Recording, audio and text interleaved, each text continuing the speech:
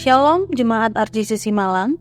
Kami sangat mengapresiasi dan berterima kasih kepada warga Kerajaan Allah di RJCC yang sangat antusias untuk hadir ibadah bersama dengan kami. Kami bersyukur Tuhan mempercayakan warga Kerajaan Allah yang sudah hadir baik untuk ibadah raya maupun ibadah roki atau gereja anak. Kami menghimbau agar setiap warga kerajaan dapat datang 30 menit sebelum ibadah dimulai. Dengan kedatangan lebih awal, Anda dapat memilih tempat duduk dengan lebih nyaman dan turut mendukung kelancaran jalannya ibadah. Dengan penuh sukacita dan hormat, kami menghimbau Bapak Ibu Saudara sekalian untuk kembali duduk di tempat yang telah disediakan, karena ibadah RJCC akan segera dimulai. Pada kesempatan ini, mari kita bersama-sama mempersiapkan hati, pikiran, dan diri kita untuk benar-benar fokus dalam beribadah kepada Tuhan. Karena kita beribadah bukan untuk terlihat baik dan menyogok Tuhan, tetapi karena Tuhan telah menyelamatkan kita dari dosa dan kematian kekal. Marilah kita mengambil waktu sejenak untuk merenungkan betapa besar kebaikan dan kemurahan-Nya yang telah Dia limpahkan atas setiap kita sepanjang hidup kita.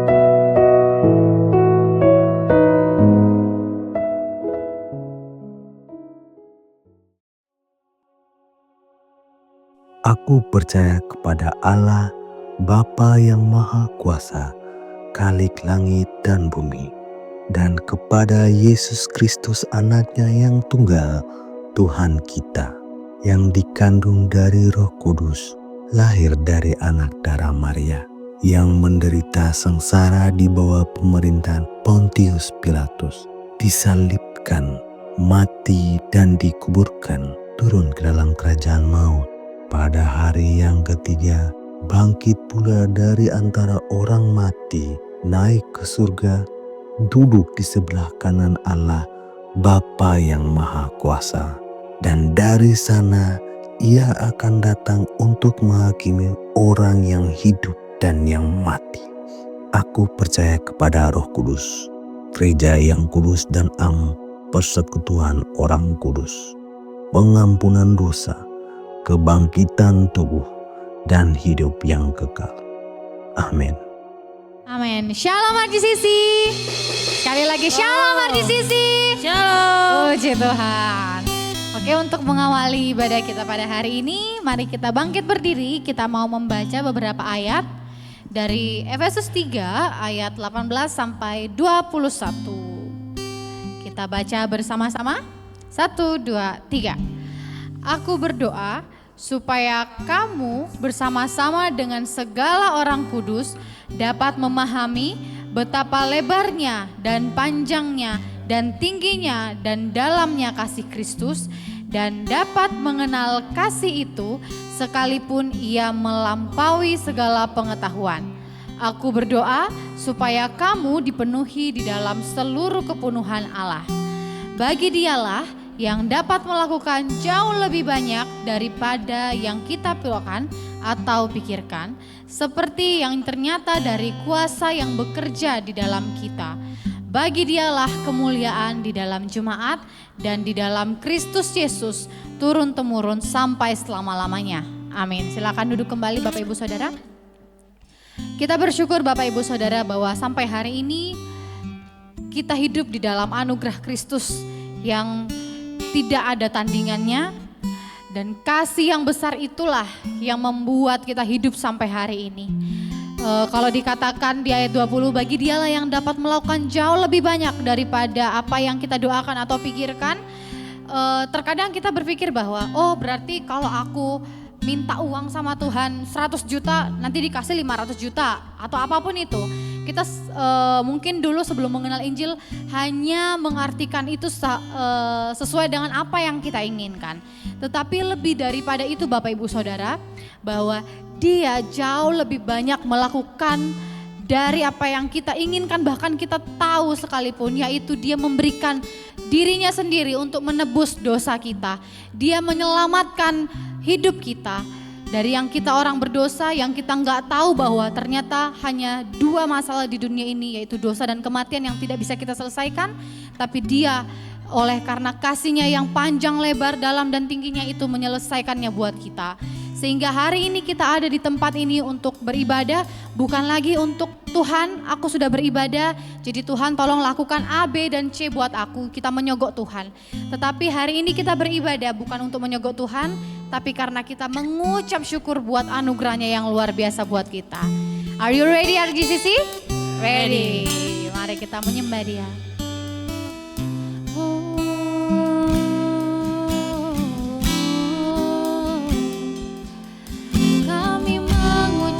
Syukur buat anugerah-Mu, Yesus Tuhan.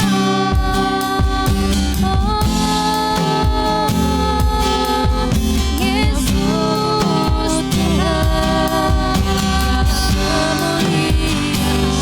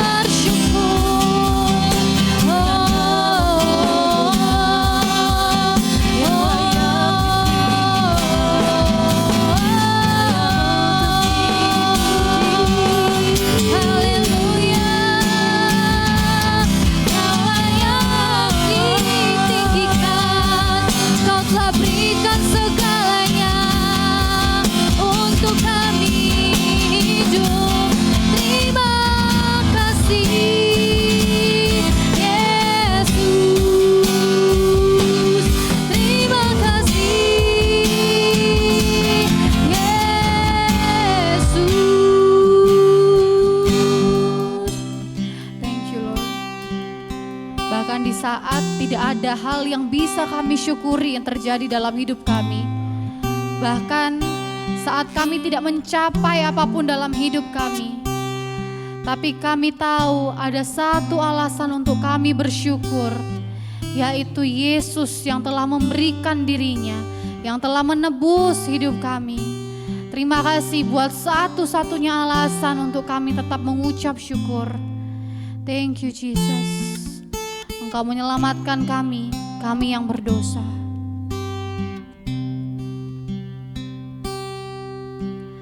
I was so rich, I remember who I was. I was lost, I was blind, I was running out of time. Sin separated, the bridge was far too wide. But from the far side of the chasm, you held me in your side. So you made a way across the great divide. Left behind heaven's throne to build it here inside. And there at the cross, you paid the debt I owe. Broke my chains, freed my soul. For the first time I had hope.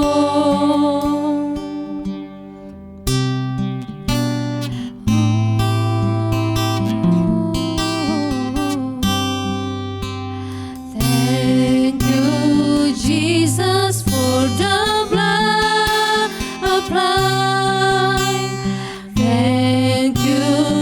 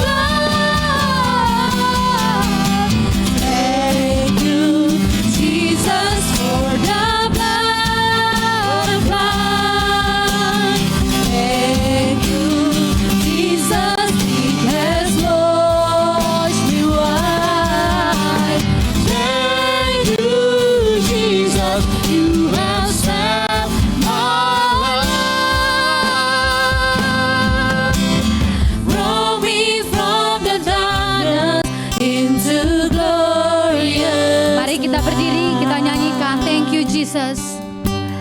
Thank you, Jesus, for the blood of Christ. Thank you, Jesus, it has washed me white. Thank you, Jesus, you have saved my life. Brought me from the darkness into glorious light. Thank you, Jesus, for the blood of love. Thank you, Jesus, has washed me white. Thank you, Jesus, you have saved my life. Brought me from the darkness into glorious light.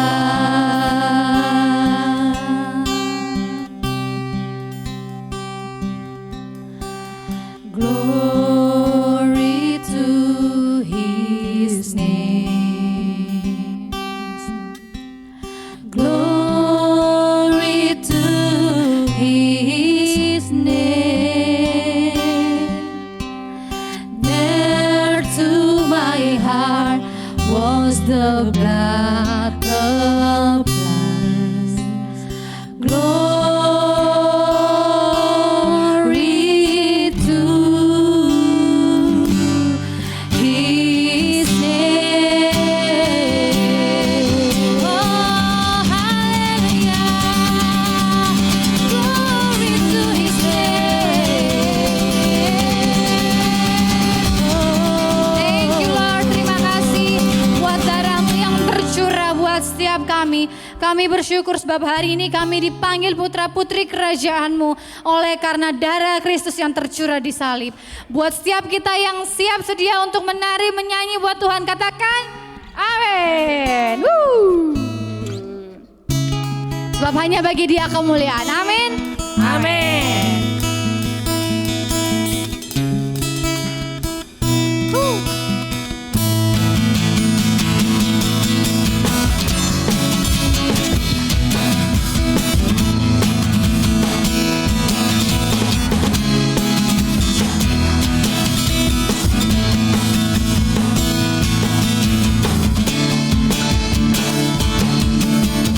Bersorak-sorai hai umatku,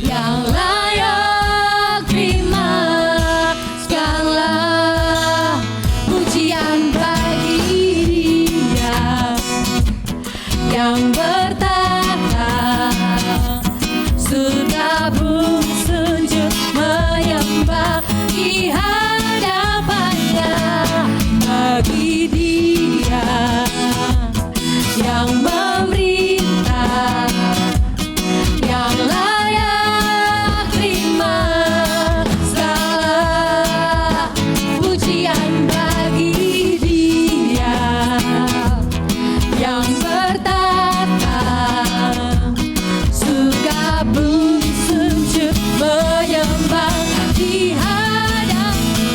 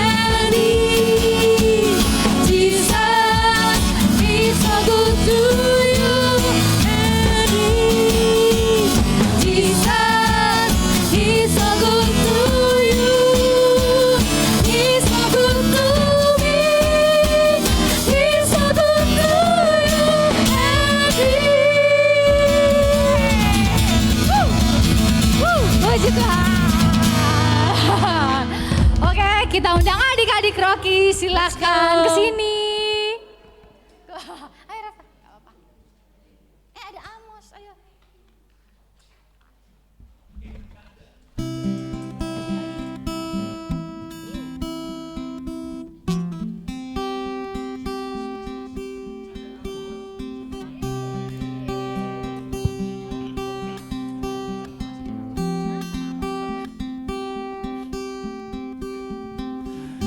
Mari Bapak Ibu kita mengangkat tangan kita, mengarahkan kepada mereka.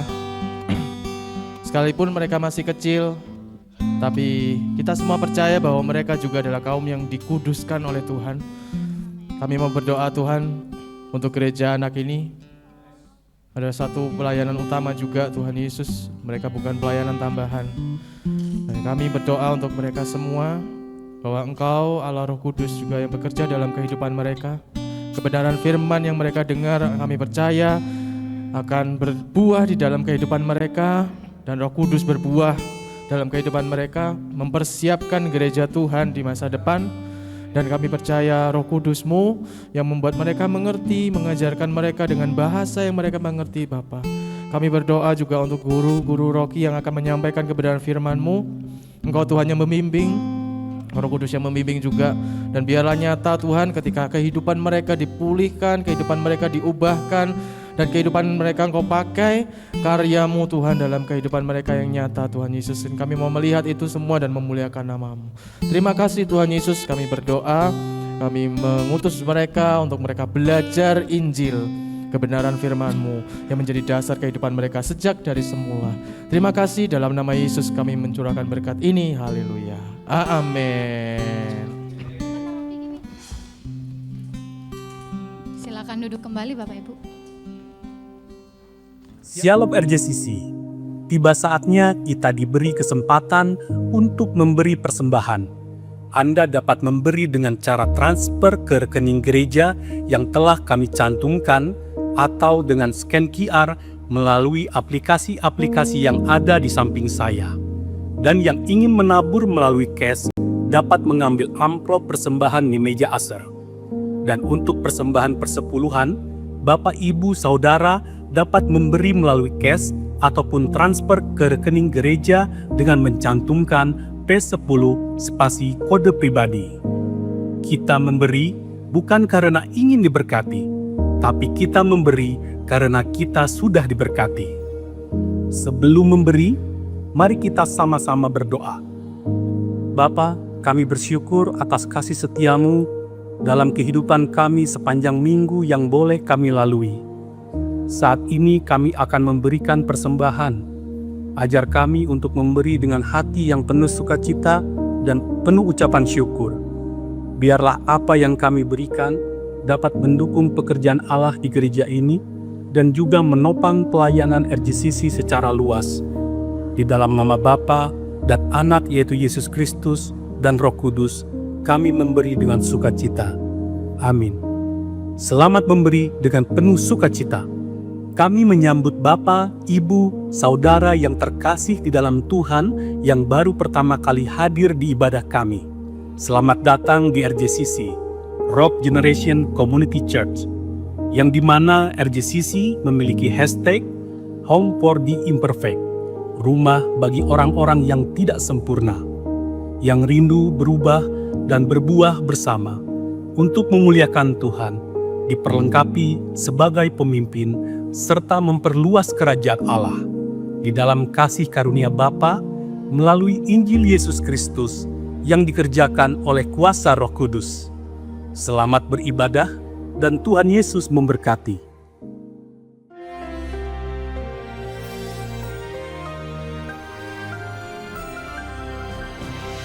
Shalom warga kerajaan, bagaimana kita harus be vigilant. Vigilant itu saya lihat ternyata siap sedia dan memakai seluruh perlengkapan senjata karena kita tidak tahu kapan Tuhan datang ataupun kapan kita dipanggil Tuhan.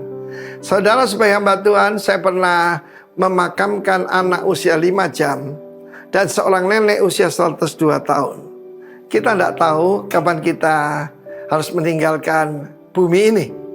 Dengar baik-baik saudara, firman Tuhan mengatakan bagaimana raja itu mencari hamba yang setia dan bijaksana, yang berjaga-jaga ketika tuannya datang kedapatan sedang bekerja.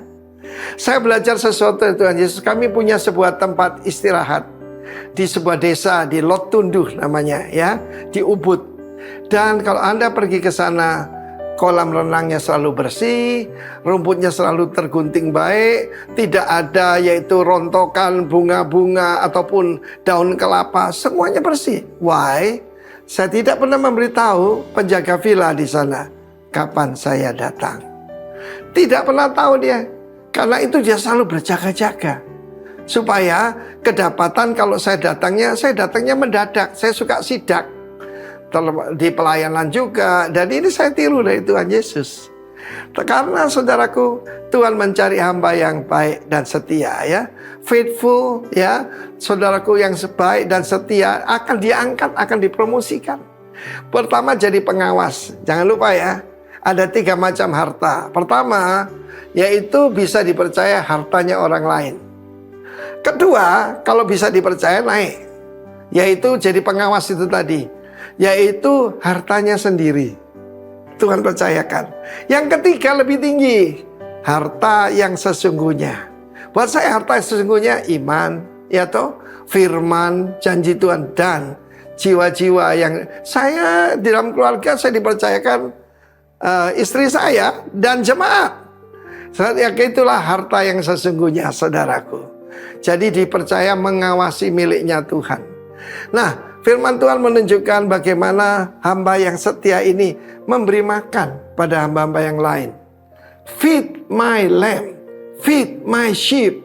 Ditambah tend my sheep. Tend itu merawat domba tua yang sakit. Kita ketemu dengan banyak domba tua yang cerewet, yang sakit. If you love me, said Jesus, kalau engkau mengasihi aku. Tetapi ada juga hamba yang jahat dan malas. Tuhan mencari hamba yang baik dan setia. Setia apa? Bisa dipercaya. Nilai utama kita, truth itu juga trustworthy, dapat dipercaya. Tetapi ada hamba yang jahat dan malas. Kerjanya apa?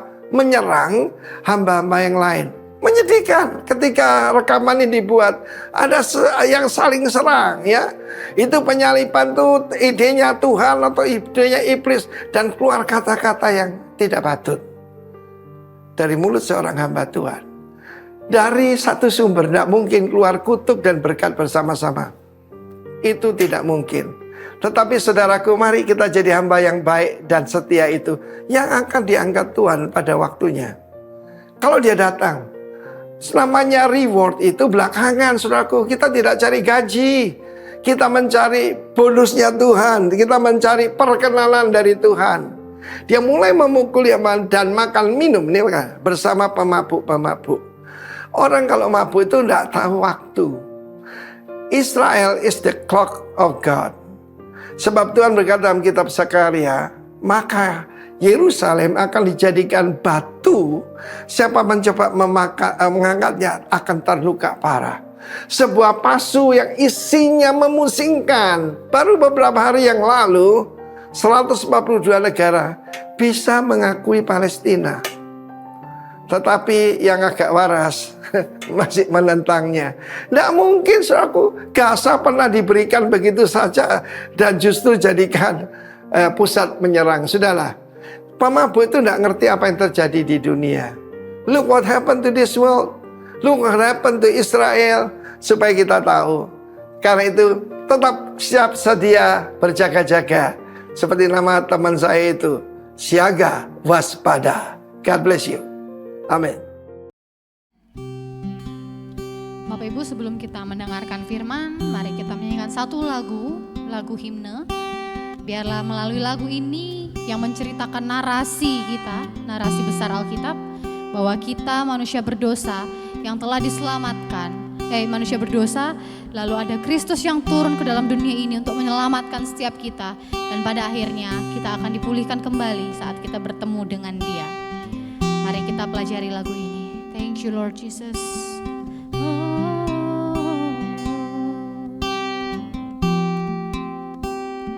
Sungguh besar anugerah dalam Yesus, kasih surga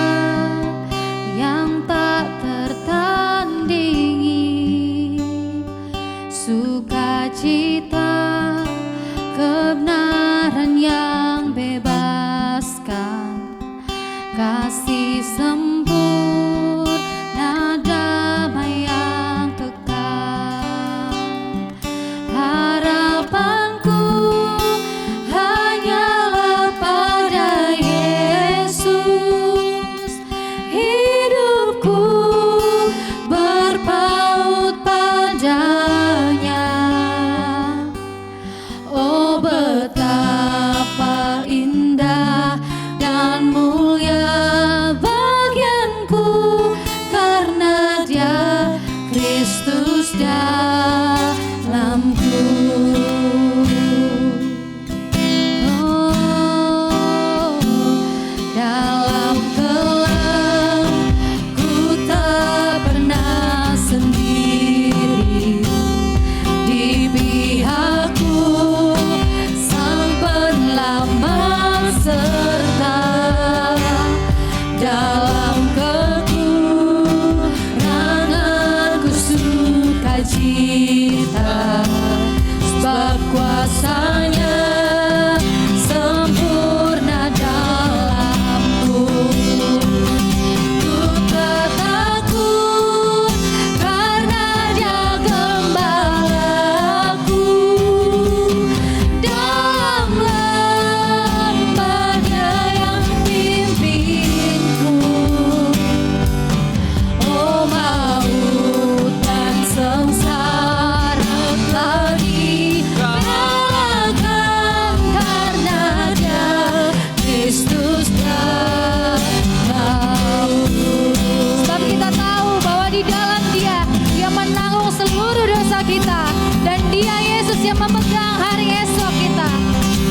Oh, thank you Jesus.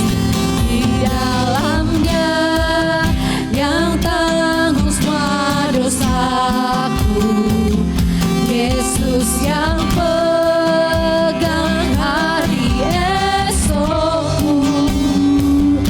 Darah-Nya yang tercurah uniku, Dia bangkit untuk mengalahkan maut.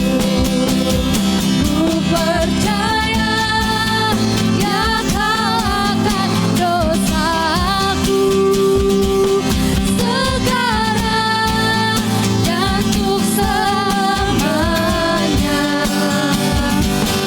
Oh, betapa heran ku telah dibebaskan, karena Dia Kristus dalamku.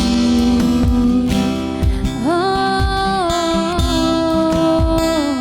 setiap nafasku ku mau serta Yesus, janji-Nya yang membuatku teguh. Setiap hari kasih-Nya pulihkanku, sampai nanti ku dipanggil. Mari kita katakan sekali lagi, setiap nafasku, setiap nafasku ku mau serta Yesus, janji-Nya yang membuatku teguh. Setiap hari kasih-Nya pulihkanku, sampai nanti ku dipanggil pulang. Harapanku hanyalah dalam Yesus, kemuliaan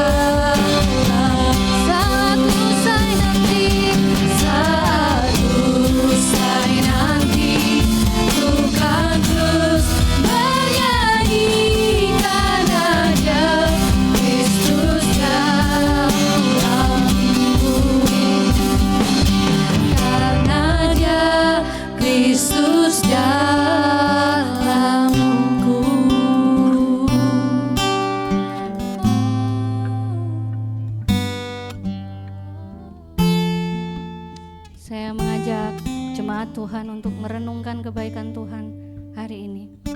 Ini adalah kesempatan kita sebagai tubuh Kristus bersama-sama beribadah, datang menghampiri tata kasih karunia Tuhan. Terima kasih buat Kristus yang sudah menyerahkan nyawanya buat kita. Terima kasih Tuhan. Hanya karena Engkau saja kami ada sampai hari ini. Dengan segala kekuatan kami, keterbatasan kami, kelemahan kami ada datang hari ini Tuhan.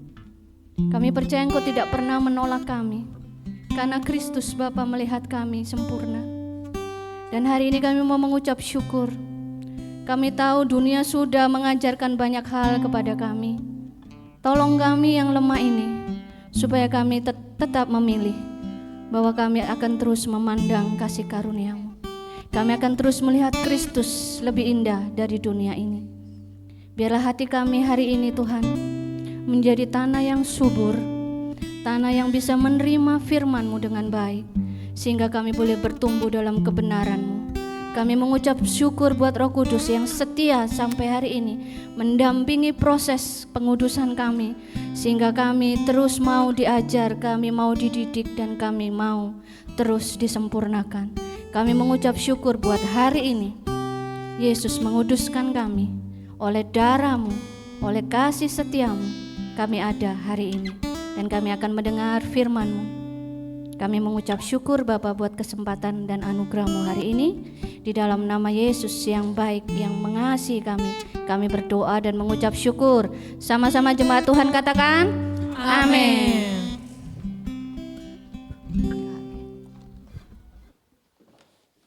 Ini antara saya dan tidak kelihatan. Oke, shalom. Shalom semuanya. Sudah. Shalom ya. Kita memasuki seri terakhir dari kitab Galatia. Hore, puji Tuhan ya. Akhirnya kita bisa menyelesaikan tuntas perjalanan kita belajar Injil dari kitab Galatia.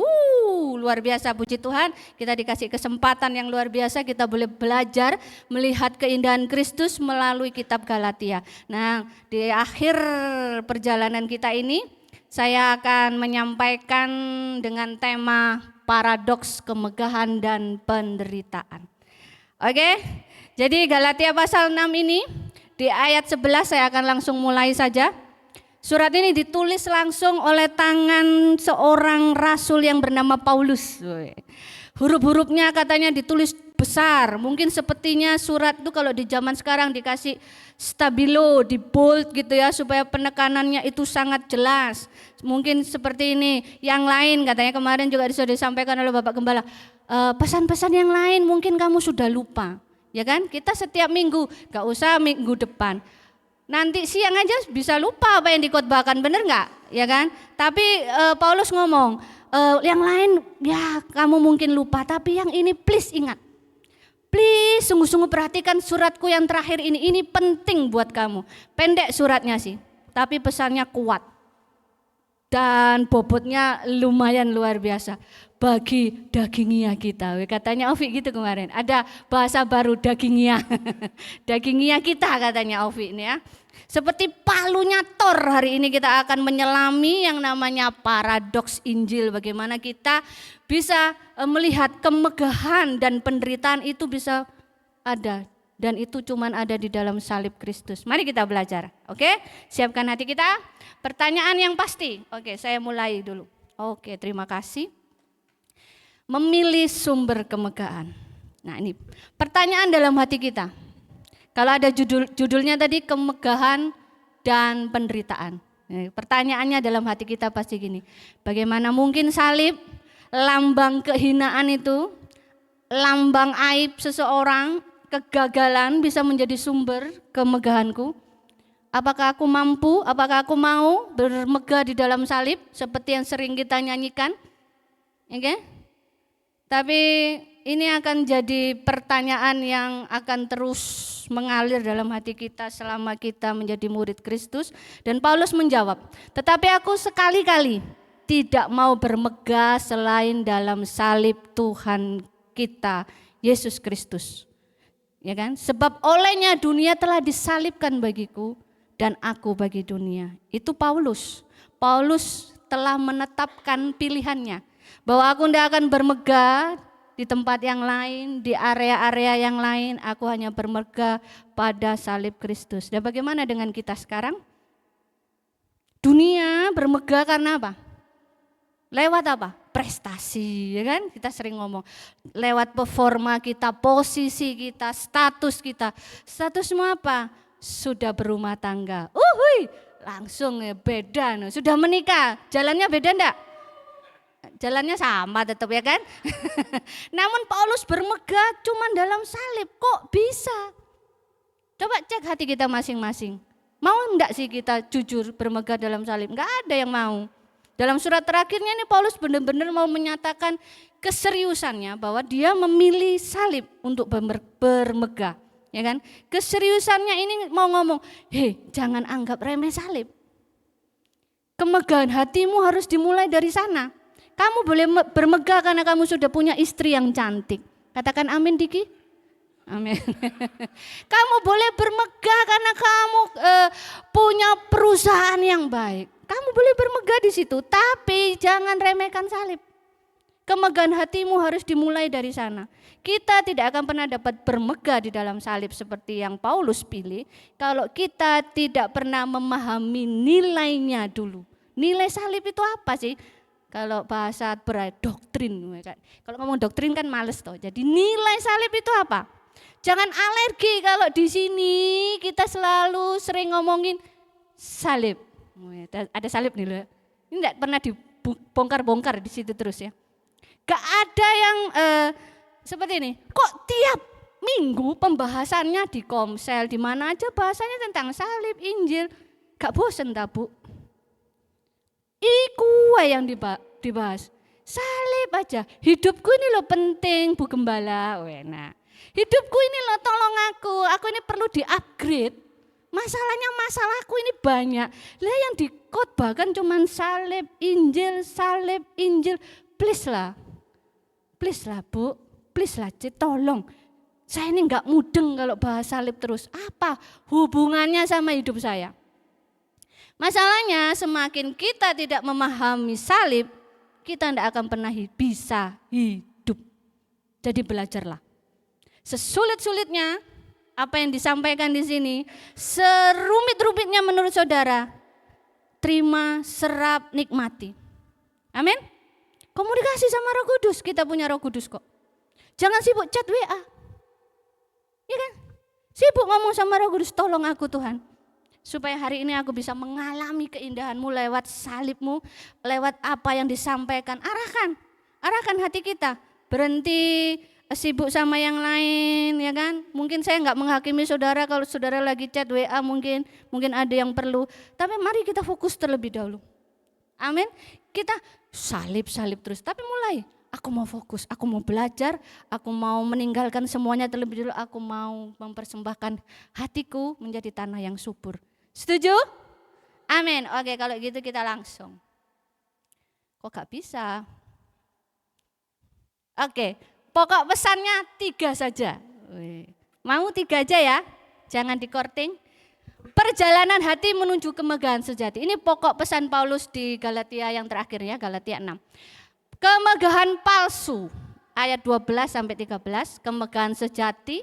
Kemudian yang ketiga, hasil paradoksnya antara kemegahan palsu dan kemegahan sejati adalah ciptaan baru dan penderitaan yang menjadi bermakna. Ayat 15-17.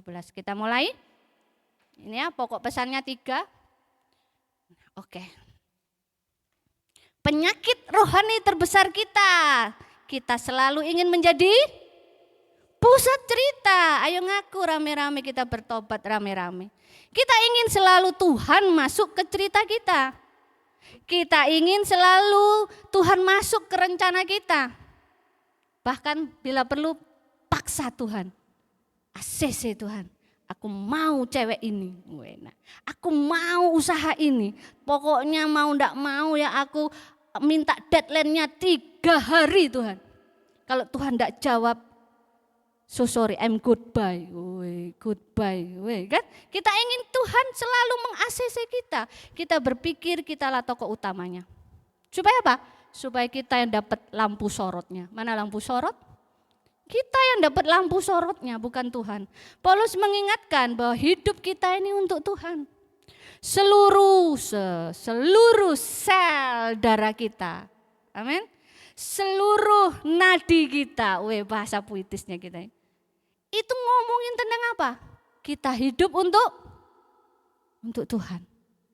Tapi karena dosa, akhirnya kita akan selalu berkata, hidupmu untuk aku. Kita ngomong sama pasangan kita, hei suamiku, David Victor, asik, kamu hidup untuk memuaskan aku. Wow, itu kita ini, berdosa kita ini ya. Hei anak-anakku, mana anak-anakku? Hei anak-anakku ya berdua. Kamu ada untuk memenuhi mimpiku. Mimpi mama harus terpenuhi di dalam kamu. Jangan malu-maluin mama. Itu kita. Padahal kita didesain untuk memuliakan Tuhan. Karena dosa, akhirnya nadi kita, sel-sel darah kita, semua pemikiran kita ngomongnya, kamu untuk aku. Kamu ada untuk melayani aku, kamu ada untuk memenuhi mimpiku. Anak-anakku, semua, apapun di sekitar kita, semuanya harus berputar tentang aku. Oke? Pusatnya harus aku. Dan inilah masalah kita yang terbesar sampai hari ini. Nah, kita mulai. Kemegahan palsu dunia. Kita baca sama-sama biar enggak ngantuk ya. Ini terjemahan OKKH, ini bukan obat batuk ya. Ini terjemahan online kitab kehidupan. Oke? Kita baca sama-sama ya. 1, 2, 3. Ayo. 1, 2, 3. Orang-orang yang ingin terlihat baik di depan orang lain memaksa kalian untuk disunat. Sebenarnya mereka takut dianiaya kalau mengajarkan bahwa kita diselamatkan hanya dengan percaya kepada Kristus yang disalibkan. Mereka memang orang yang bersunat, tetapi mereka sendiri tidak menaati seluruh hukum Taurat. Mereka ingin kalian disunat supaya mereka dapat menyombongkan diri dan mengaku-ngaku bahwa kalian adalah murid mereka. Paulus dengan jelas menyingkapkan motif palsu di balik praktek agamawi kaum Judaizer. Kan? Mari kita baca itu ya dalam hati sekali lagi. Orang-orang itu ingin terlihat baik dengan memaksa kita disunat. Zaman sekarang nggak ada orang yang maksa disunat kan? Nggak ada. Tapi prakteknya sama. Orang Kristen Yahudi ini, kaum Judaizer ini sangat bangga sebenarnya dengan ras mereka, kebangsaan mereka. Aku kaum Yahudi, umat pilihan Allah. Sampai hari ini seperti itu kan. Mereka berkata kepada orang-orang Kristen Galatia yang baru terima Yesus dan semuanya, kamu mau diselamatkan? Kamu harus ikuti hukum kami. Mereka membujuk, mereka mengintimidasi, mengiming-imingi orang Galatia dengan kamu harus disunat. Sebenarnya kata Paulus mereka itu takut dianiaya, kok bisa ya? Kaum Judaizer ini berfokus pada sesuatu yang cuman lahiriah. Perhatikan, cuman lahiriah. Yaitu apa?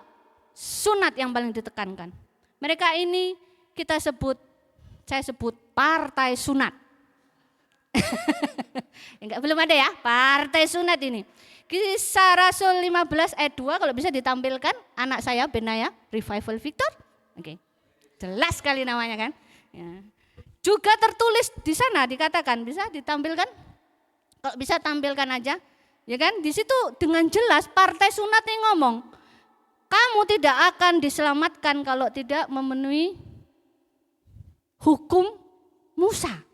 Jelas-jelas mereka ini menyangkal keselamatan hanya oleh iman dalam Kristus. Sudah tampil? Belum. Oke. Nah ini tetap, bukan Yesaya. Tidak mendengar. Kisah Rasul 15 ayat 2 ya. Ya partai sunat ini merasa gini, dengan sunat kamu sah jadi kelompok kami. Kamu akan masuk ke tim kami, partai sunat yang terhormat. Hore, gitu kan. Soalnya kamu akan lakukan ritual-ritual lainnya, tapi dengan kamu disunat, kamu sah diselamatkan. Nah, bagaimana dengan zaman sekarang? Apakah kita merasa itu zaman dulu, enggak ada dampaknya, enggak ada sesuatu yang sama dengan zaman sekarang? Ada sampai hari ini. Kekristenan hari ini mirip kaum Judaizer. Kamu harus dibaptis. Kamu harus ikut pelayanan. Kamu harus lakukan ini itu dulu ya. Program kami ini terbaik. Baru kamu selamat, kamu akan masuk tim Gospel Center. Wih, asik. Ya, kamu akan selamat. Kalau kamu ikuti program kami, kamu sibuk pelayanan, baru kamu masuk tim yang diselamatkan. Padahal semua yang ditawarkan dari dulu sampai sekarang yang diiming-imingkan adalah pekerjaan dan usaha manusia. Hasil usaha manusia tidak pernah dapat menambahkan setitik pun pada keselamatan kita. Bahkan saya ngomong tadi tentang baptisan. Baptisan tidak pernah menambahkan apapun dalam keselamatan kita. Kita berpikir, aku harus dibaptis nih supaya selamat. Kebalik. Baptisan termasuk seremonial manusia. Ya, baptisan penting. Ya, tapi tidak menambahkan keselamatan apapun dalam kehidupan kita. Jadi jangan bangga, weh aku sudah dibaptis, weh. Keren, weh. Coba lihat itu. Baptisanku lo paling keren.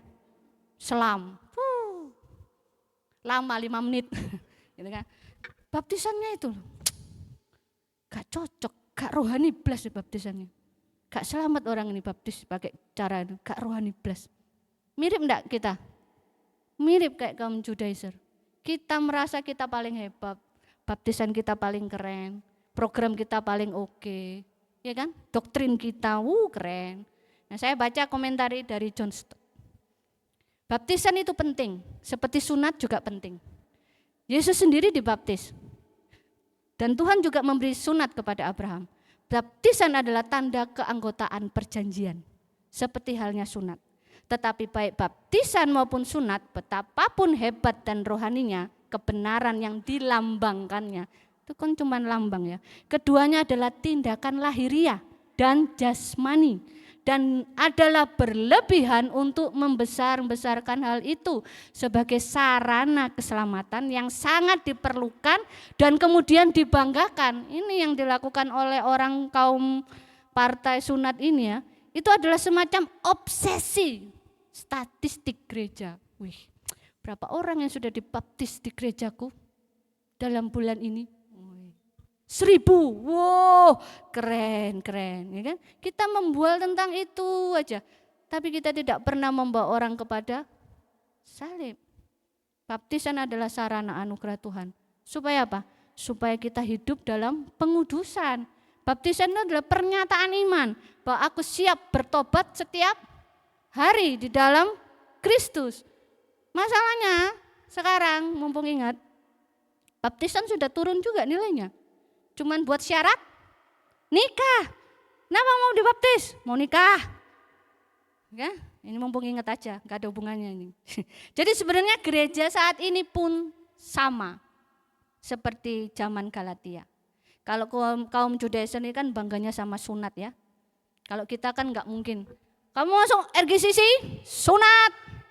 Gak ada, gak perlu itu kan. Harus disunat sebelum masuk tim RGCC, gak ada. Gereja sekarang itu bangga sama aturannya sendiri, doktrinnya, ya kan, baptisannya. Sudah dibaptis belum? Sudah berbahasa roh belum?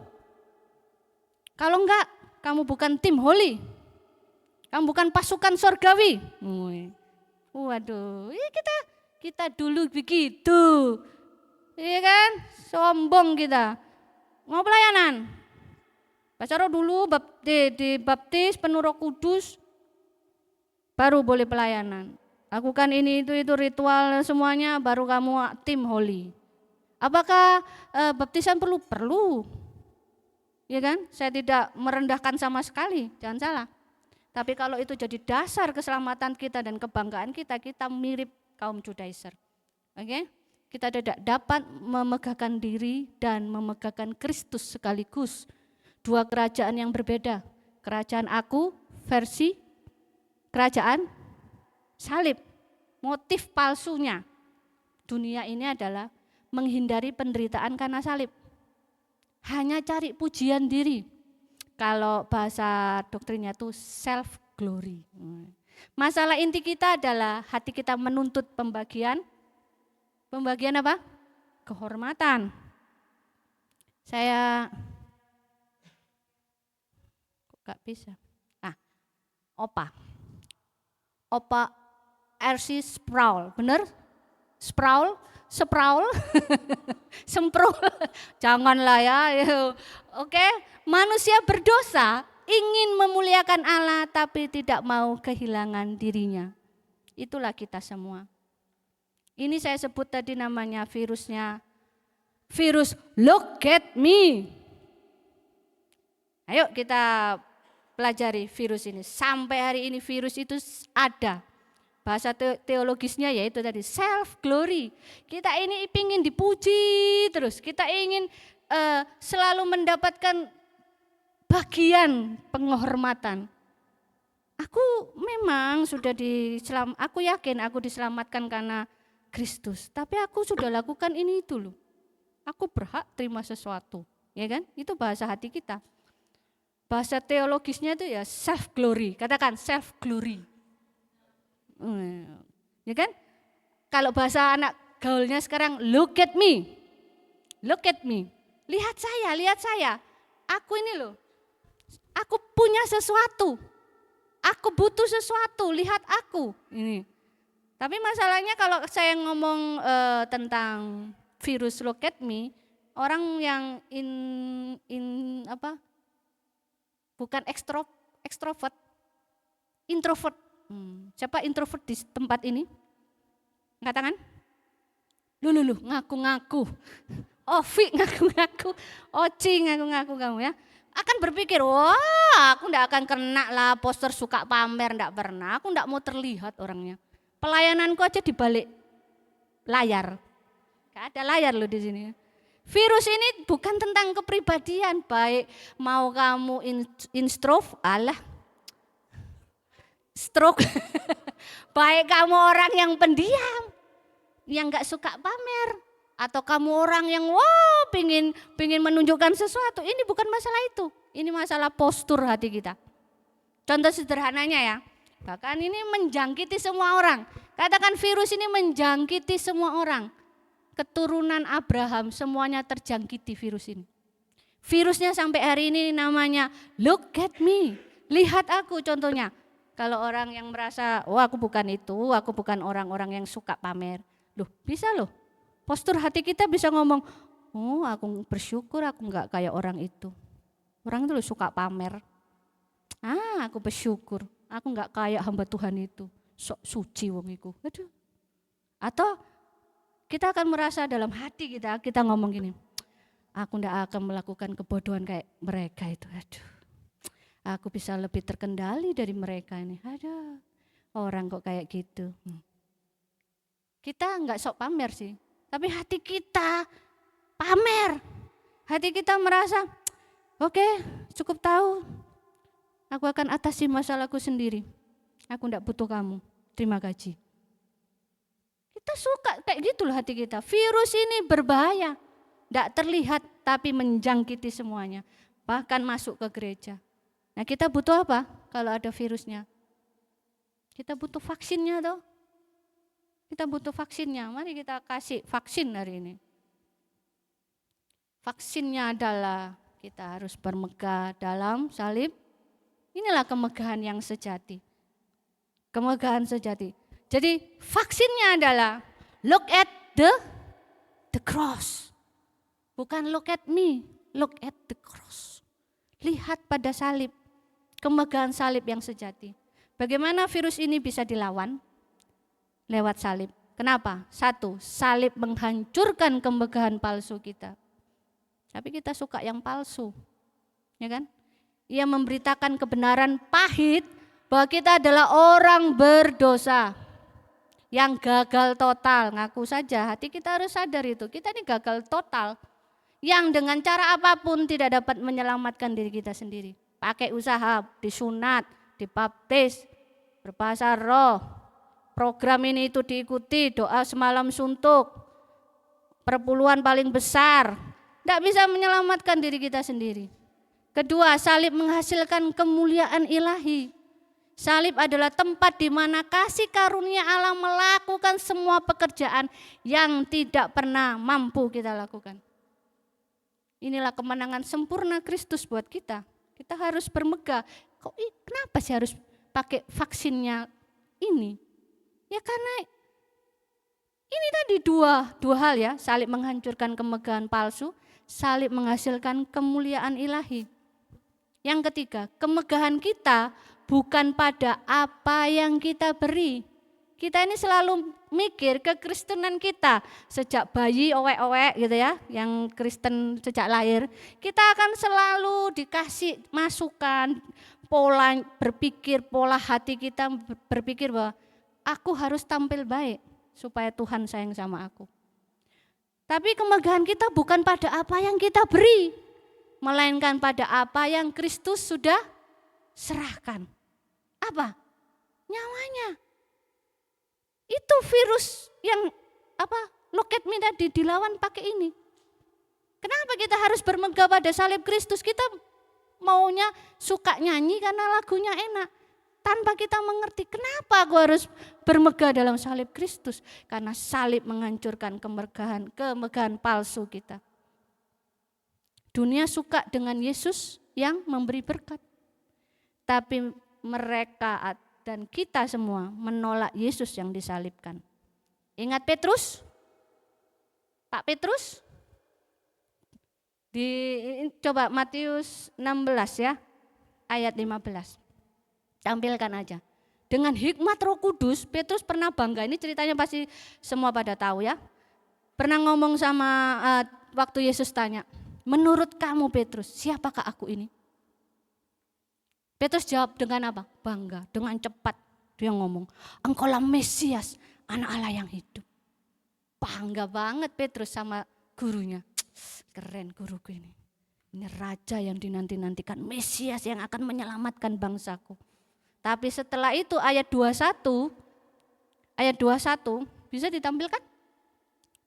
Yesus mulai menyampaikan salib loh. Setelah ngomong tentang sama murid-muridnya, menurut kamu siapakah aku? Petrus ngomong dengan jelas ya. Engkaulah Mesias anak Allah yang hidup. Tapi setelah itu Yesus menyampaikan tentang salib. Gak ada yang lain Yesus itu. Yesus ngomongnya tentang salib. Mulai ngomongin tentang aku harus pergi ke Yerusalem. Ayat 21 itu. Ayat 21. Sejak waktu itu Yesus mulai menyatakan kepada murid-muridnya bahwa ia harus pergi ke Yerusalem dan menanggung banyak penderitaan. Dari pihak tua-tua, imam kepala, ahli Taurat, lalu dibunuh dan dibangkitkan pada hari yang ketiga. Jawaban Petrus apa? Tindakan Petrus apa? Coba baca di 22. Tetapi Petrus menarik Yesus ke samping dan menegur dia. Lu ini kurang ajar Petrus. Coba Bapak Gembala ditarik. Ngawur Dewi, gak boleh kamu kayak gitu tuh. Ngomong sama Yesus kayak gitu. Yesus, stop, jangan ngomong seperti itu. Mulutnya Yesus disumpel. Stop Yesus, jangan ngomong kayak gitu. Apa tuh namanya kalau orang Jawa ngomong? Ada pamali. Pamali kok bahasa Jawa ya? Enggak ya? Bahasa Indonesia ya? Salah. Nyala iblis, engkau, mana ini? Tuhan kiranya Allah, loh apa nih? Katanya, Tuhan kiranya Allah menjauhkan hal itu. Hal itu sekali-kali tidak akan menimpa engkau. Petrus bangga sama Yesus yang hebat, pembuat mujizat, penyembuh, ya kan? Yang membangkitkan orang mati, Petrus bangga. Tapi waktu Yesus menyampaikan salib, Petrus langsung nolak. Ditegur loh Yesus. Gimana? Maka Yesus berpaling. Petrus menegur Yesus, Yesus balik negor, nyalah engkau iblis. Ya, engkau suatu batu sandungan bagiku sebab engkau bukan memikirkan apa yang dipikirkan Allah, melainkan apa yang dipikirkan manusia. Jadi tidak ada sesuatu yang menyenangkan di salib. Bahkan Petrus ngalami. Petrus bangganya cuma sama Yesus yang keren. Yang membangkitkan orang mati, keren, dia bangga karena itu akan mewujudkan impiannya, masa depannya nyaman. Tapi kalau Yesus disiksa, disalib, mati, itu merusak mimpinya, mengoyak kenyamanannya. Seperti apa Yesus versi saudara dan saya hari ini? Coba, kita cuma pelayanan tanpa mengerti ini, sia-sia. Liturgi manusia belaka. Kita bisa nyanyi, aku bermegah dalam salib. Tapi kalau kita tidak ngerti ini, sama. Kita akan melakukan sama kesalahan yang sama di Galatia. Oke? Poin berikutnya kembali ke PPT. Ini hasilnya. Perlu salib memang. Vaksinnya cuma salib, enggak ada yang lain. Dan hasil paradoksnya adalah ciptaan baru. Galatia 6 ayat 15. Ini AMD apa nih? Alkitab mudah dibayar. Salah. Alkitab mudah dibaca.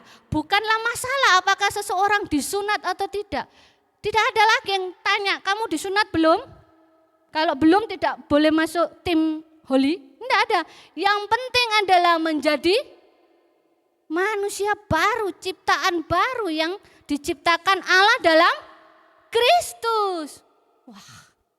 Jadi Paulus ini sudah enggak mikirin tentang dunia ini. Yang dimaksud tentang dunia ini sistemnya.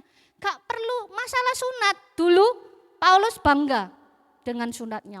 Aku murid Gamaliel, bener ya? Ahli Farisi aku ini. Pinter ngelontok, ngelontok. Rontok semua. Ngelontok, luar biasa. Kita kalah. Tapi dianggap sampah. Yang penting adalah menjadi manusia baru, kata Paulus. Kenapa? Sebab di dalam Kristus kita bukan sekedar diperbaiki, tetapi diciptakan ulang.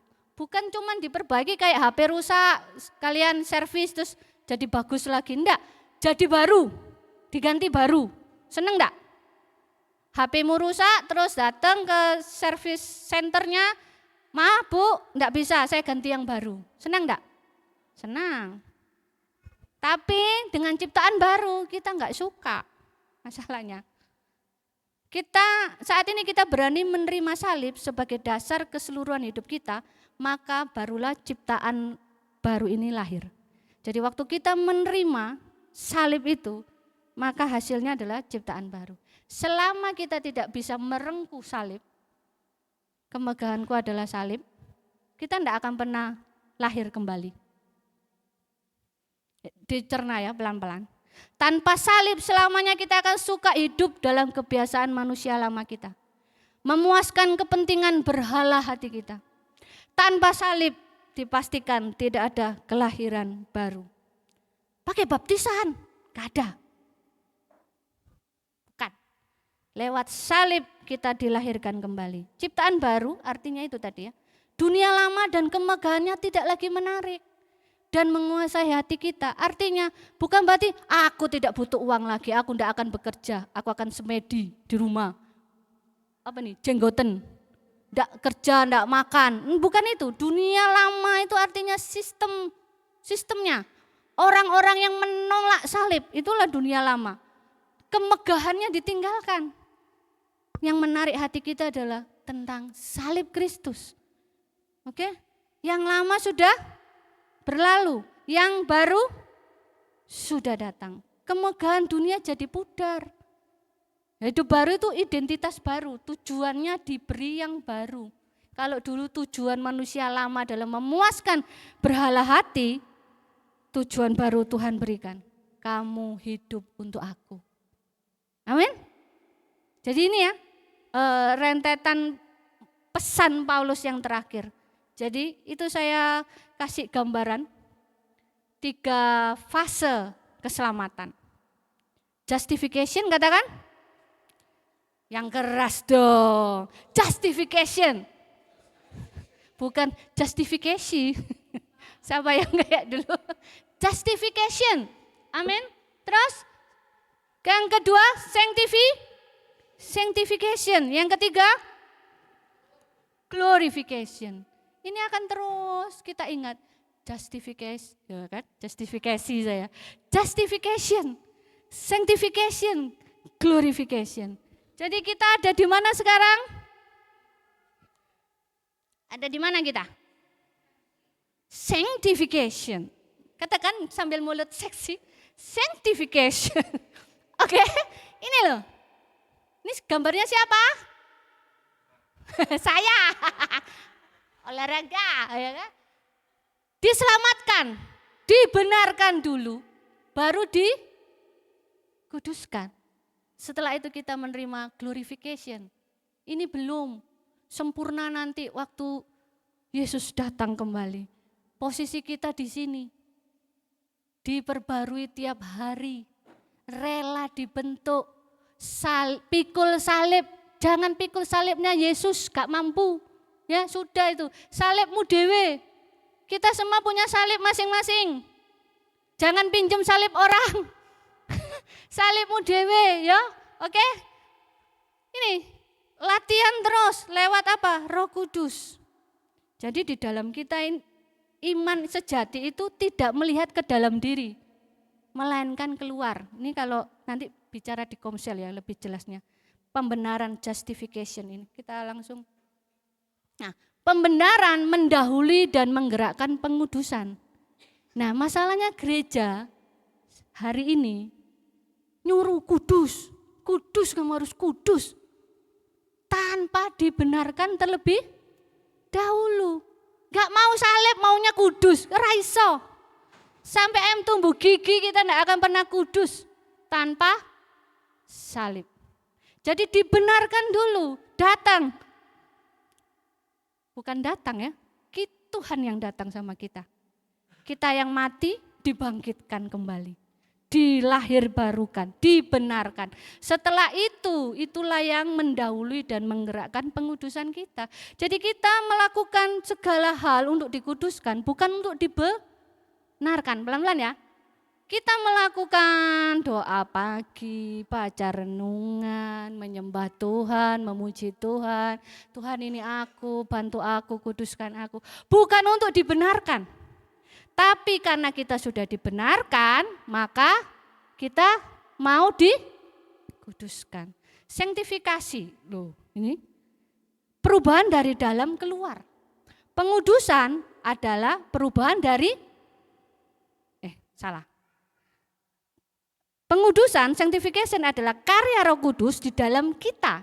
Kalau justifikasi, jangan keliru, justifikasi, ya pembenaran, dibenarkan itu perubahan dari luar ke dalam. Kita tidak akan pernah dibenarkan kalau kita lihat diri kita sendiri. Paham ya? Kalau pengudusan itu dari dalam ke luar. Kalau pembenaran dari luar ke dalam. Karena kita tidak pernah bisa dibenarkan karena melihat diri kita sendiri. Paham ya? Jadi pembenaran mendahului dan menggerakkan pengudusan. Jadi kita akan bersuka cita kalau kita didisiplin rohani. Ayo doa, ayo baca renungan firman Tuhan, ayo komsel yuk, ayo ibadah yuk. Itu enggak terbeban lagi, sukacita karena kita sudah dibenarkan. Lanjut. Setelah ini hasil paradoksnya ya. Jadi tadi kita menjadi ciptaan yang baru. Yang kedua, kita bisa melihat penderitaan itu menjadi bermakna. Siapa yang suka menderita? Gak ada yang angkat tangan toh? Gak ada, saya juga gak mau gitu kan. Tapi penderitaan gak usah diundang pasti datang. Jadi jangan datanglah dengan sombong. Aku hidup untuk menderita, bukan. Penderitaan menjadi bermakna waktu kita melihat kepada salib. Kita baca bareng-bareng lagi ya. Ini terjemahan sederhana Indonesia. 3, 2, 1.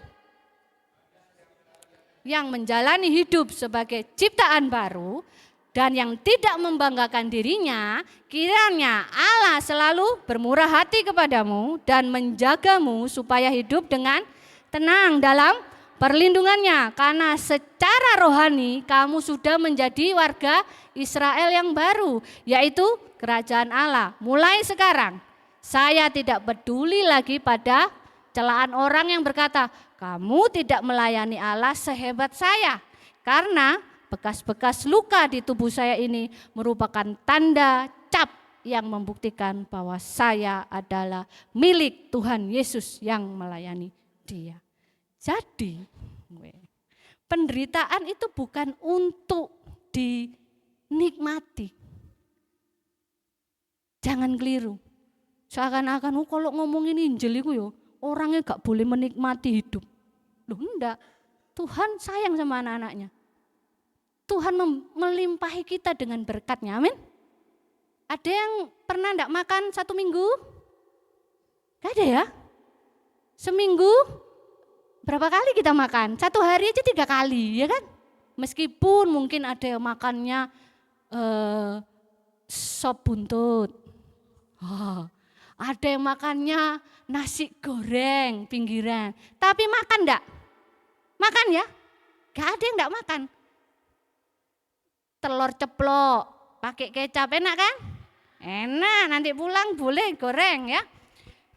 Tapi semuanya menyatakan bahwa Tuhan itu baik. Tapi dosa ada di muka bumi ini. Dunia sudah jatuh dalam dosa. Tidak mungkin kita tidak mengalami penderitaan. Maksud penderitaan ini bukan penderitaan karena kita nyolong ayam terus kita bilang Tuhan jadilah kehendak-Mu, tolonglah aku. Bukan, penderitaan ini tentang bagaimana kita hidup di dalam Kristus dan kita menderita. Kita memilih datang ibadah, itu hal-hal yang kecil ya. Ini bukan ngomongin yang kita dinista oleh karena Injil gitu ya. Belum. Kita datang meskipun kita ngantuk habis nonton bola tadi malam. Kita datang, Tuhan aku mau datang. Itu hal-hal kecil, sesuatu hal yang kita mau ngomong mulai sekarang saya tidak peduli lagi pada celaan orang. Halah kamu isone mek ngono tok. Delon ta RGCC iki. Ibadah kono keyboard musike ngene tok. Gak peduli. Gak masalah. Kalau ada mari kita perbaiki sama-sama. Tapi selama itu belum ada, tidak membuat kita merasa rendah diri. Kita berbangga, aku melayani Allah. Amin. Jadi tadi penderitaan bukan sia-sia. Itu adalah partisipasi kita di dalam kemuliaan Allah melalui penderitaan. Tuhan pingin ya lewat penderitaan mematikan virus look at me tadi. Kita ini kalau enggak dalam hal yang penuh masalah, ada konflik, tekanan, itu kita enggak bisa melihat bahwa Tuhan itu baik loh. Kita ini kalau tiap hari di kantong ada uang 10 juta tiap hari, mau traktir kemana? Wah, kita enggak bisa lihat Kristus. Makanya Tuhan ngomong, lewat penderitaan jadi bermakna waktu kamu lihat aku. Penderitaan memiliki wajah. Ya gambar nih wajahnya. Oh gak jelas di sini. Kalau kamu menderita, lihat Yesus lebih menderita. Amin. Penderitaan memisahkan kita dari dunia ini. Dan mendorong kita untuk semakin memandang Kristus. Amin. Kita ini anti penderitaan masalahnya. Kita tolak penderitaan. Kita klaim sembuh, penyakitku sembuh. Waktu tidak sembuh, kita kecewa sama Tuhan. Kita tidak pernah memandang penderitaan itu bernilai. Sesuatu yang Tuhan mau melakukan apa dalam penderitaanku? Ada sesuatu yang Tuhan mau bicarakan enggak sama aku tentang penderitaan ini? Penderitaan di dalam Kristus memiliki wajah dan memiliki makna. mampu menyingkirkan sisa-sisa virus look at me di dalam hati kita. Amin. Terakhir kita tutup. Penutup surat Galatia. Kita sudah di akhir. Kita baca terakhir sama-sama Galatia 6:18. 3, 2, 1. Kasih karunia Tuhan kita Yesus Kristus menyertai roh kamu saudara-saudara. Amin. Lewat ini Paulus tuh keras di Galatia ngomongnya. Tapi ditutup dengan kasih yang luar biasa. Kasih karunia Tuhan kita Yesus Kristus menyertai roh kamu. Tuhan tahu kita ini tidak mampu. Sangat tidak mampu. Virus ini sangat kuat.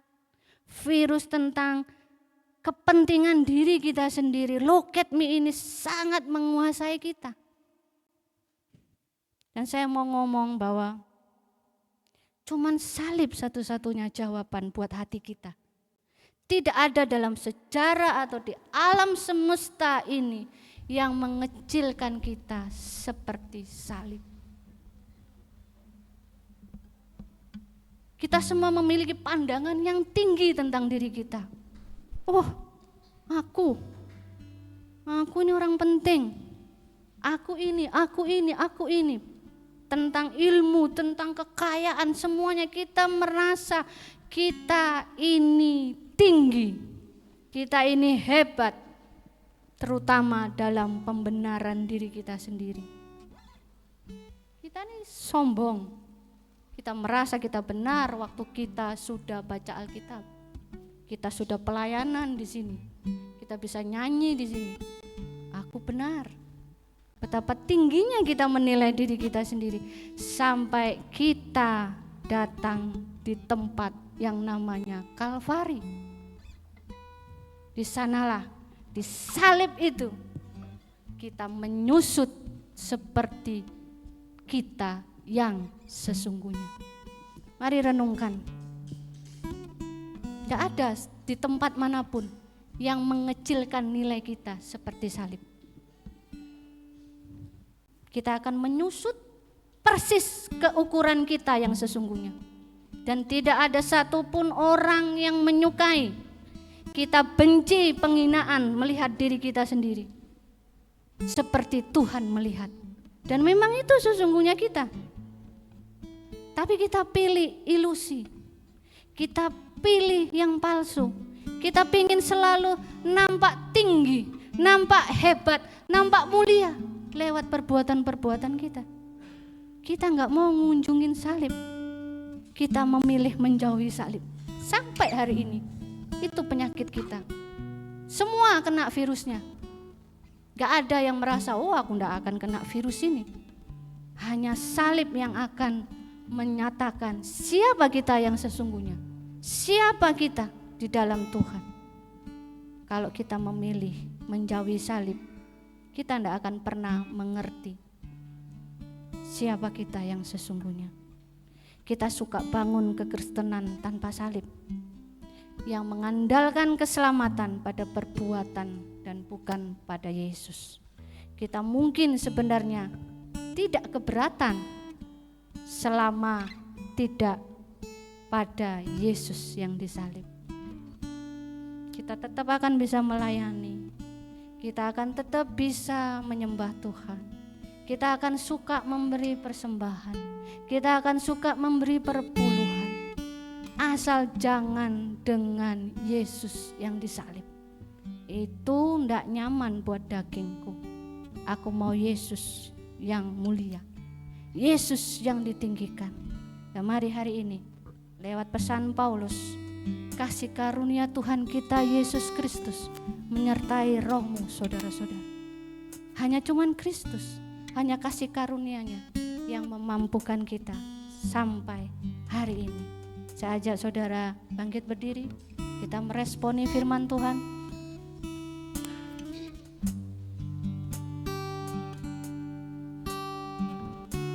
Seluruh kemenangan kita, pembenaran, pengudusan, dan kekuatan untuk menderita hanya bersumber pada salib. Mari kita awali seperti Paulus mengawalinya dengan kasih karunia Allah dan ditutup dengan kasih karunia Allah juga. Sama, mari kita hampiri kasih karunia Tuhan. Aku butuh vaksinnya Tuhan. Aku butuh Engkau melebihi segala sesuatu. Mari kita nyatakan hati kita, kerinduan kita dengan pandangan yang tertuju kepada salib, bukan dengan kekuatan kita. Mari kita sampaikan dengan pujian ini di hadapan Tuhan.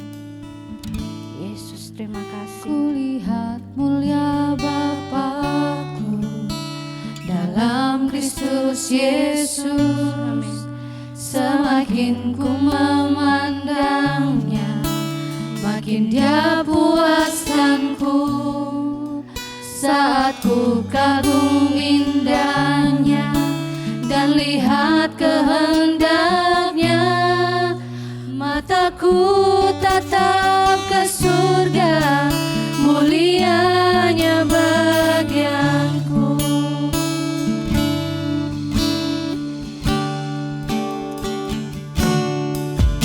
Harapan dalam cobaan, padanya ku percaya. Hatiku Dia selaraskan, Dia beriku kekuatan. Berjalan mengikut Yesus, meski ku tak mengerti, ku tahu Tuhan bekerja, mulianya bagianku. Mari berikan pujian ini di hadapan Tuhan. Baginya kemuliaan, baginya pujian, hanya Dia, nama yang berkuasa. Ku akan bermegah hanya dalam Kristus, sebab ku tahu mulianya bagian. Mari kita melihat tangannya yang terentang di atas salib itu. Lihat tangannya terentang di atas salib itu, yang mereka anggap lemah, layak setiap pujianku. Tuduhan yang menimpaku pada salib di bahu, Dia ku tahu Dia selamatkanku, mulianya bagianku. Baginya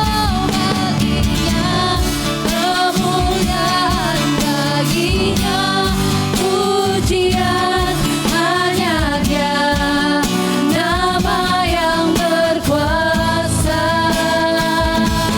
Ku akan bermegah hanya dalam Kristus, sebab ku tahu mulianya bagianku.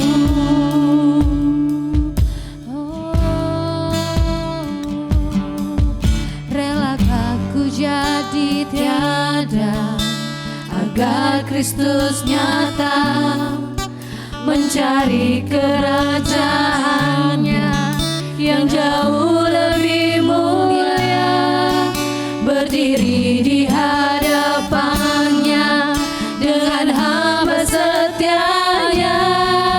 Hatiku sekarang puji Dia, sebab mulianya bagianku. Katakan, hatiku sekarang puji Dia. Hatiku sekarang puji Dia, sebab mulianya bagi Dia. Baginya kemuliaan, baginya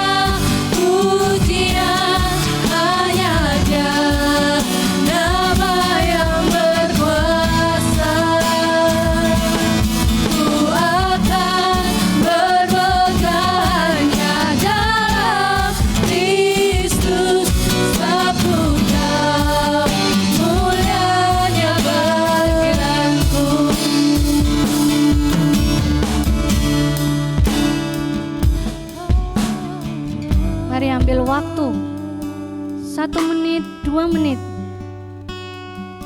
kita melihat, kita dibenarkan karena kita melihat Kristus. Dan hari ini, lewat pengudusan di dalam Roh Kudus yang mengasihi kita, mari kita lihat, Tuhan, aku datang, aku dibenarkan bukan karena aku hebat. Tidak ada yang baik di dalam diriku sejak kejatuhan manusia dalam dosa. Tidak ada satupun yang baik, Tuhan. Engkau membenarkan aku, Engkau menyelamatkan aku, Engkau membangkitkan aku kembali, Engkau memberikan kerinduan untuk bisa mengasihi Engkau. Tidak ada satupun dalam hati kami, Tuhan, yang menginginkan Engkau sesungguhnya. Kami menginginkan diri kami sendiri. Dan hari ini, lewat Roh Kudus yang mengasihi kami, kamu boleh bermegah di dalam salib itu.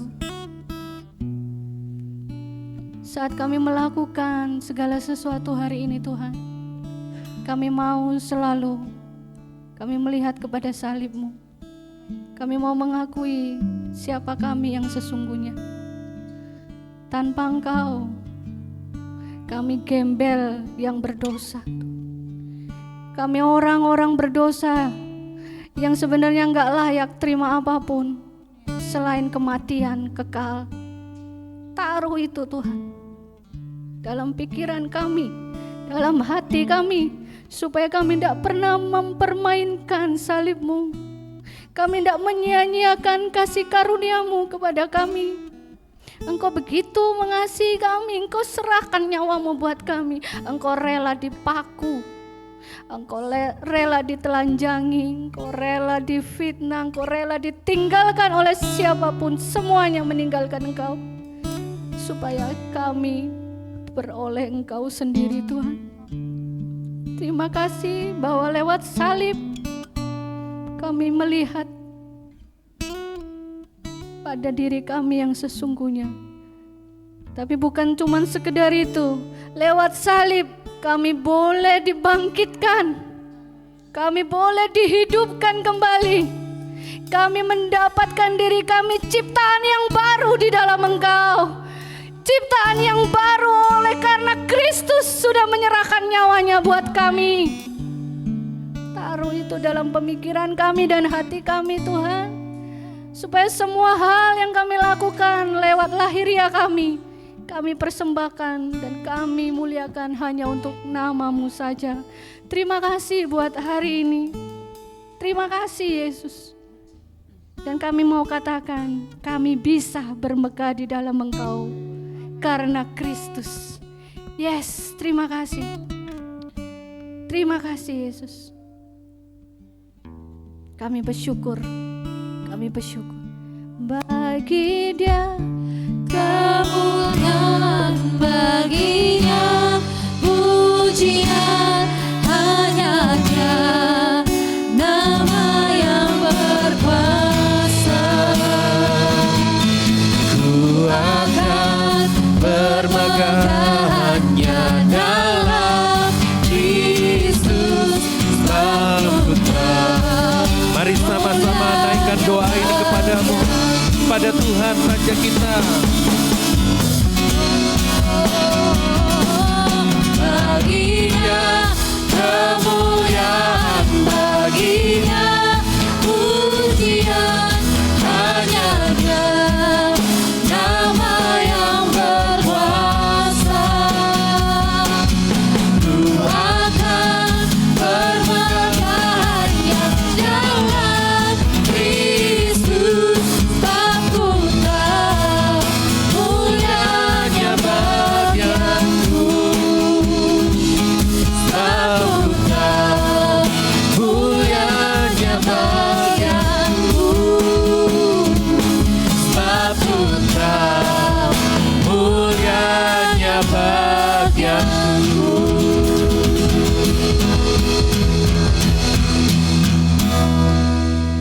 Angkat tanganmu, murid-murid Tuhan yang dikasihi oleh Tuhan, umat tebusan Allah.